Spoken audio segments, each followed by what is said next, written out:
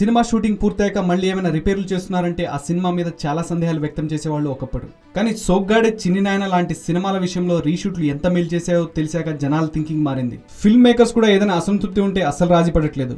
నాగన్నట్లు release తర్వాత result చూసి feel అవడం కన్నా ముందే అప్రమత్తం కావడంలో తప్పేం లేదని భావిస్తున్నారు. పవర్ స్టార్ పవన్ కళ్యాణ్ కొత్త సినిమా కాటమరాయుడు విషయంలోనూ ఇలాగే జరుగుతున్నట్లు సమాచారం.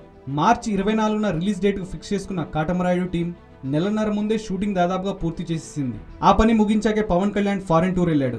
ఇక 2 పాటలు మినహాయిస్తే షూటింగ్ అంతా పూర్తయినట్లే. అయితే పోస్ట్ ప్రొడక్షన్ పనులు మొదలు పెట్టే ముందు ఒకసారి అవుట్పుట్ చూడగా కొన్ని సన్నివేశాల విషయంలో పవన్ అసంతృప్తి వ్యక్తం చేశాడట. ఆ సన్నివేశాల్ని రీషూట్ చేద్దామని అన్నాడట. ఇందుకోసం అదనంగా 2 రోజుల సమయం కేటాయించడానికి పవన్ రెడీ అయ్యాడట. అయితే హీరోయిన్ శృతి హాసన్ సహా అందరి డేట్లు 2 రోజుల పాటు సంపాదించడమే కొంచెం కష్టమయ్యేలా ఉంది. అయినప్పటికీ రాజీ పడకూడదని భావించి ఆ ప్రయత్నాల్లో ఉన్నట్టు సమాచారం. ఈ 2 రోజులు షూట్ అయ్యాక పాటల చిత్రీకరణ కోసం చిత్రబృందం స్విట్జర్లాండ్ వెళ్లే ఆలోచనలో ఉన్నారు.